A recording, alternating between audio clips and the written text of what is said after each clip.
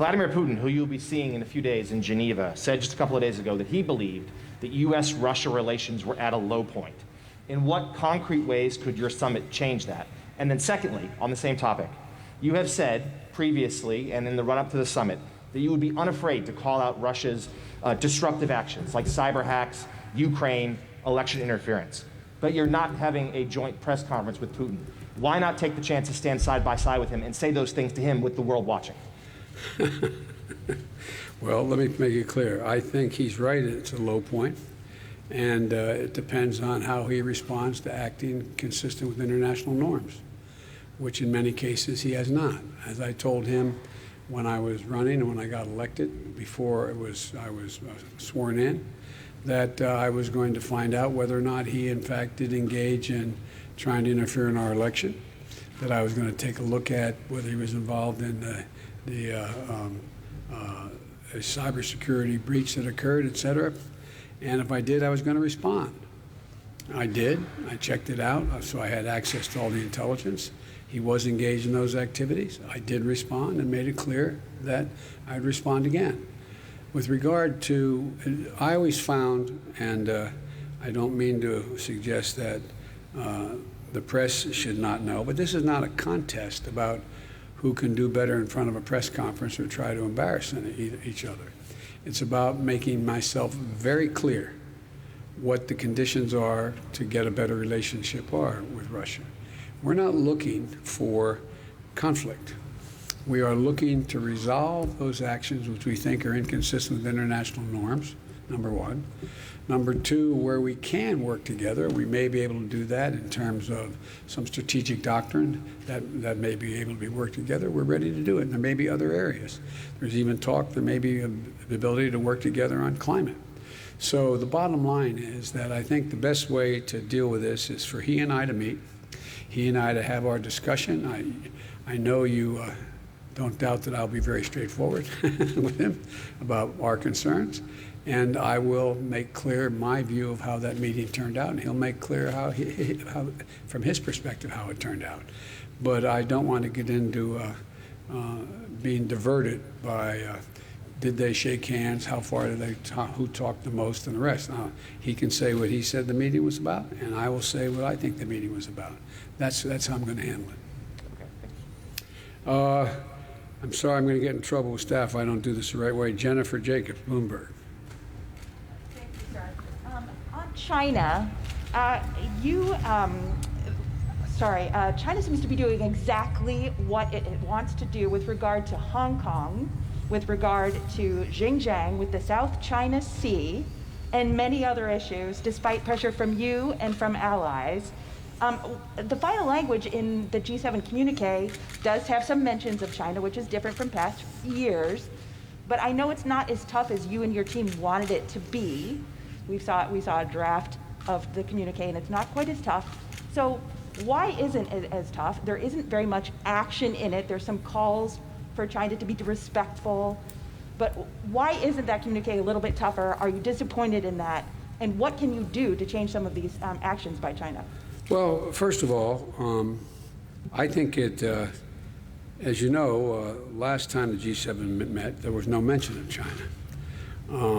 But this time there is mention of China. The G7 explicitly agreed to call out human rights abuses in Xinjiang and in Hong Kong, explicitly. Two, to coordinate a common strategy to deal with China non-market policies that undermine competition. They've agreed, and that's underway now, how to do that. Three, to take serious actions against forced labor in solar, agriculture, and the garment industries, because that's where it's happening. And they've agreed we will do that. To launch what I said earlier, I really feel very strongly. I propose that we have a democratic alternative to the Belt and Road Initiative, to Build Back Better. And they've agreed to that, and that's underway as the details of that. We agreed that we put together a committee to do that and come up with that. And thirdly, that we are going to insist on high standards for a climate-friendly, transparent alternative to the Belt and Road Initiative. And but in the meantime, we're going to move forward. Look, I think it's always, let me put it this way. I know this is going to sound somewhat prosaic, but I think we're in a contest, not with China per se, but a contest with autocrats, autocratic governments around the world, as whether or not democracies can compete with them in the rapidly changing 21st century. And I think how we act and whether we pull together as democracies is going to determine whether our grandkids look back 15 years from now and say, did they step up? Are democracies as relevant and as powerful as they have been? And I walked away from the meeting with all of my colleagues believing that they are convinced that that is correct now too. Not, I shouldn't say now, not just because of me, but they believe that to be the case. And so I think you're going to see just straightforward dealing with China. And again, we're not looking, as I've told Xi Jinping myself, I'm not looking for conflict. Where we can cooperate, we'll cooperate. Where we disagree, I'm going to state it frankly, and we are going to respond to actions that are inconsistent. For example, we talked about trade.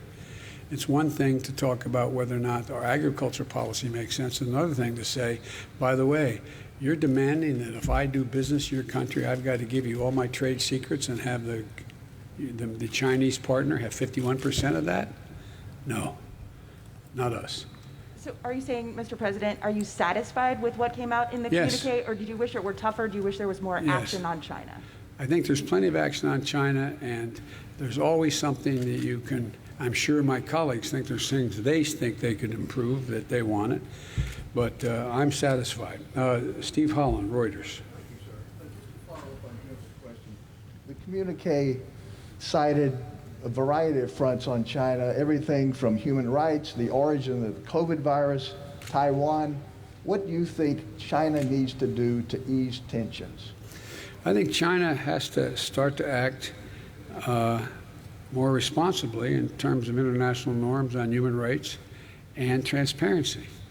Transparency matters across the board. And I think the idea that for example, one of the things I raised and others raised, I wasn't the only one who raised this at the G7, is that we don't know, we haven't had access to the laboratories to determine whether or not, I have not reached a conclusion because our intelligence community is not certain yet, whether or not this was a consequence of from the marketplace of a bat and interfacing with animals in the environment that caused this COVID-19, or whether it was an experiment gone awry in a laboratory. It's important to know the answer to that because we have to have access. We have to build a system whereby we can know when we see another lack of transparency might produce another another pandemic. We have to have access. The world has to have access. So we're trying to figure out at the G7 whether we could put together an international basis upon which we could have a bottom line with what the transparency accounted for. And you mentioned that the argument behind the scenes, that you had not mentioned China in 3 years in one of these communiques. What did you argue behind the scenes to try to bring people to the point where they got? To answer that question, there's no way to answer without sounding self-serving. Let me just say this. I just laid out what I thought was the need for us to be consistent, to protect our economies, and to see to it that other struggling economies who needed help got the help and were not held captive by other nations. But you might ask that to others. I'm not trying to be a wise guy, but and Wall Street Journal, Andrew?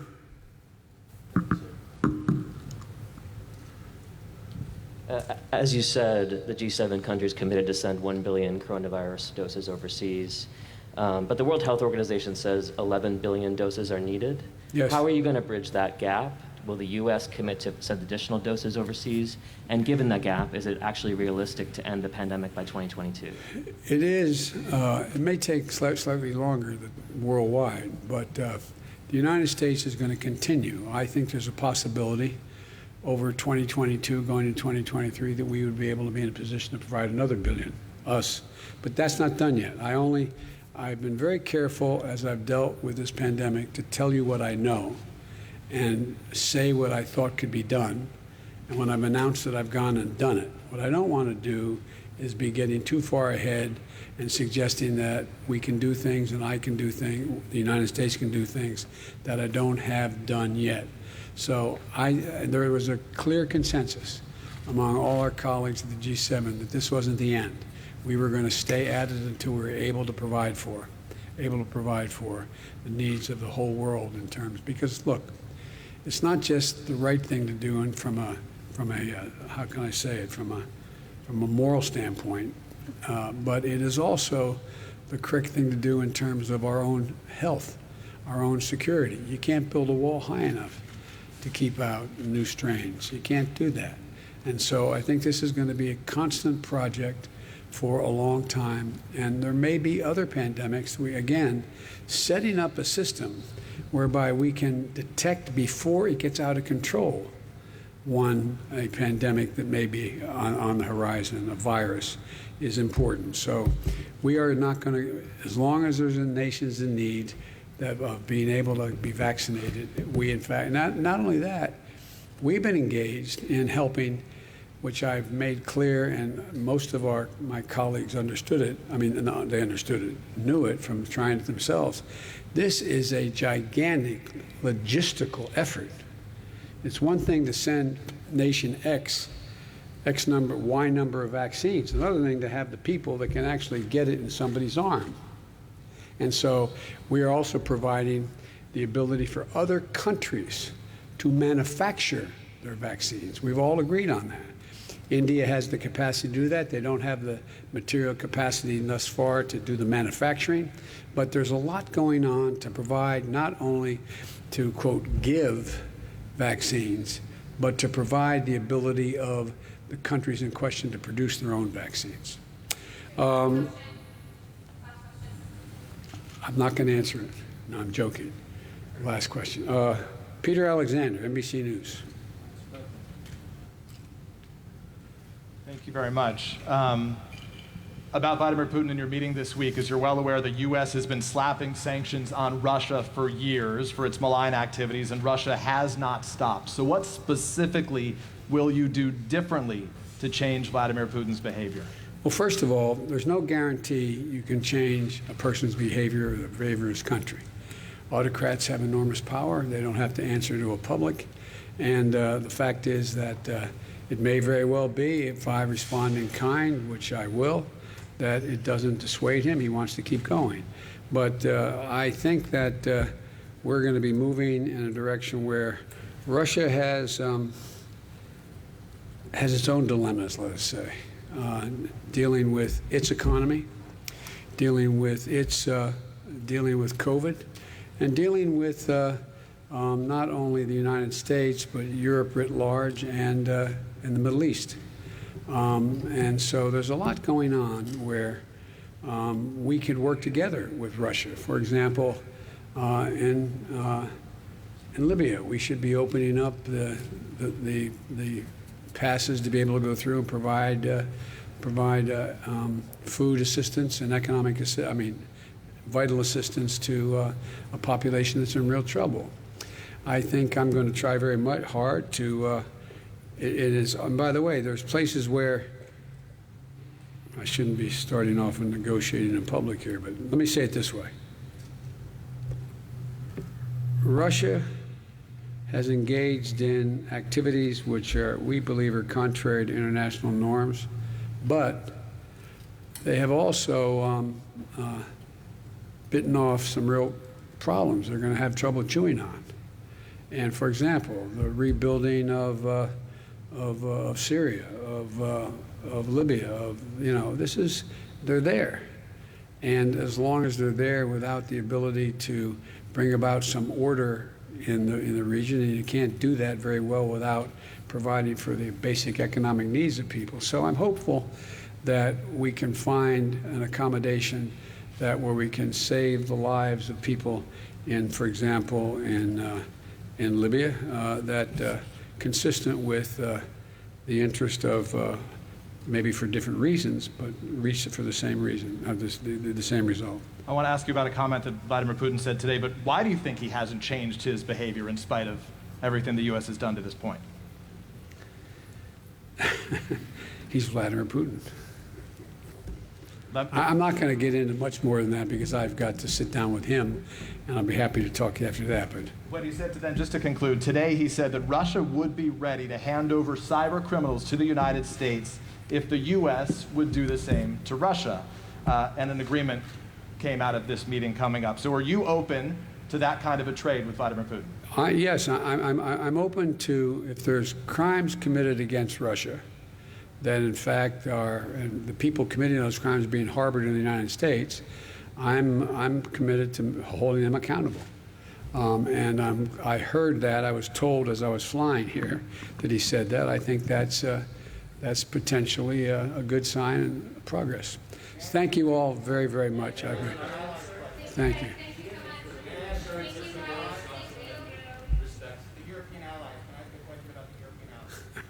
I'm going to get in trouble with my staff. Yeah, go ahead, but I pretend that you didn't answer you. Thank you very much, sir.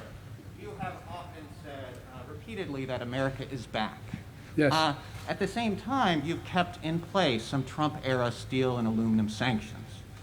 And I wanted to ask you, when you're having these conversations with European allies who are very concerned about these sanctions, how do you justify that? And what are your plans to 120 days. Give me a break. Need time. Thank you guys.